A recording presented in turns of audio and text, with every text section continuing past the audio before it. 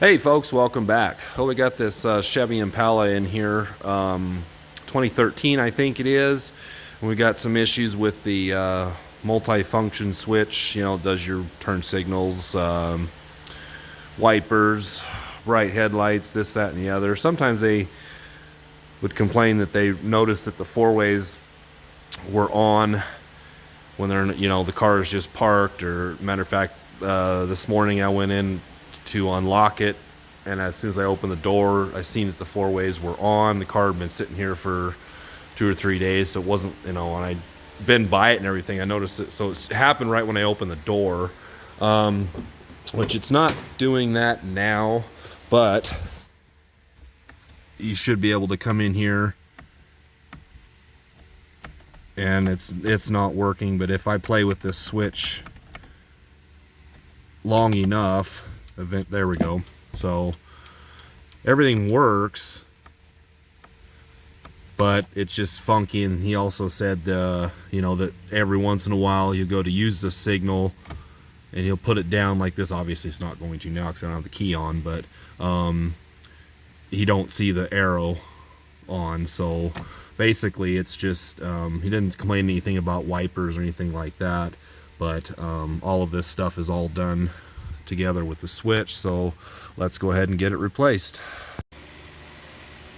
Alright, so here is the switch we're going to use. This is what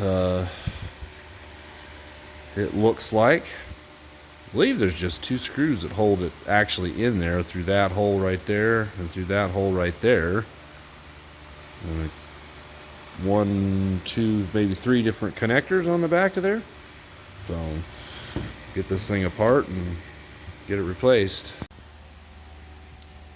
Alright, so first thing we got to get this steering wheel tilt deal. These things just kind of pop in place, and so if you're careful and you can squeeze it with a pair of needle nose pliers and kind of just pry this direction, they just pop out, and then it'll just stick right back inside there again. You know, just snaps in place, so it's not too bad.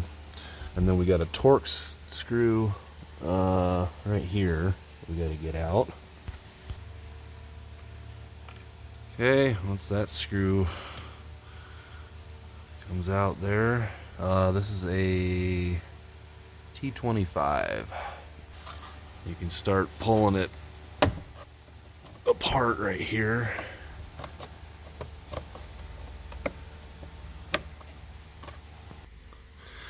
You can take 2 hands and kind of do it, you know, both sides or whatever. Pull that key out of there so get some room, finagle this thing up and over. Just kind of pop it, pull it a little bit, just be careful with it. Yeah. Okay, so I had to use 2 hands, but once you get it slid past the area here where your ignition lock is, that deal just pops right out. One thing I didn't mention, or may have forgotten to mention, is getting this top piece off of here. If you had the steering wheel tilted down, makes it easier. Now if we go ahead and get it tilted back up, so reach in here, grab the lever, tilt it back up, we can get this bottom piece off a lot easier. So just like that. Now we've got this Torx screw right here. I'm gonna try that T25 and see if that fits. I'm gonna tilt the wheel back down again.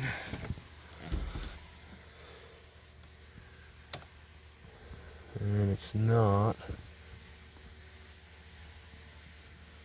Probably because I didn't grab the T25. That's a T27.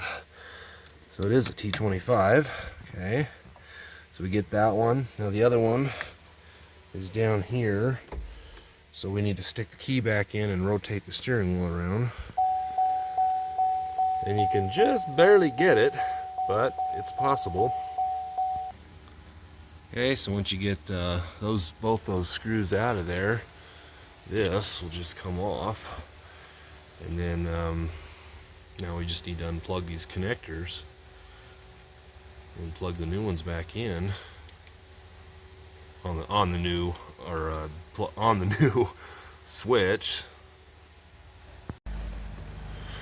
All right, so we got this plugged in now. You can see right here, you kind of just take a little screwdriver on all of these, and just kind of barely stick it right in this little tab, which is hard to have me film it, but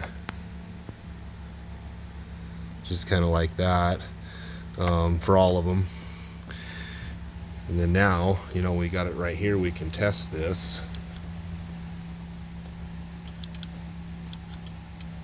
So our issue was that, you know, what we saw before wasn't working, so now that's all working, but we can test other functions and all that kind of stuff before we put it all back together, which is kind of nice. I'm going to go ahead and put the screws in, so hold it in place, and then we can do the testing. Okay, that's working good. Turn our headlights on. Got bright.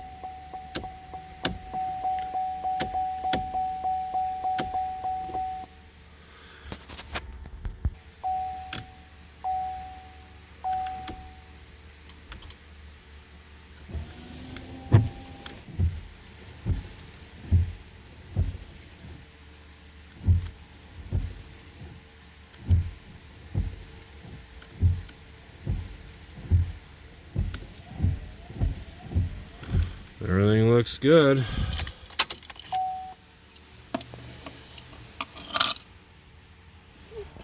So what we'll do is we'll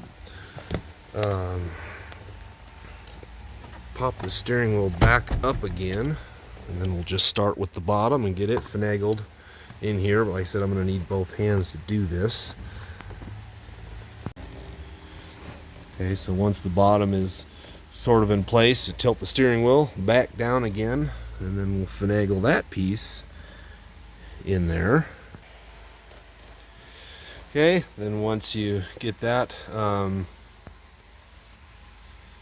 once you get that in there, you know, these kind of just, you know, snap together all around here like that, and then you go ahead and put your screw back in.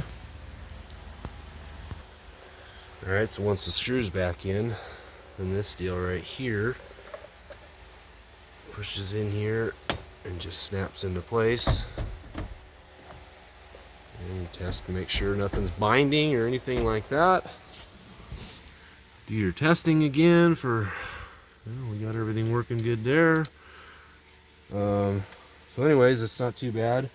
If you look at this steering column, you might be able to find out maybe this steering column is pretty similar to something else that you have besides it's not an Impala. You know, because a lot of times they're very the same and similar and all that kind of stuff. This is actually really even similar to a lot of the 90s and early 2000s Fords and everything, so very similar to doing that. So hopefully this helps you out, and thanks for watching.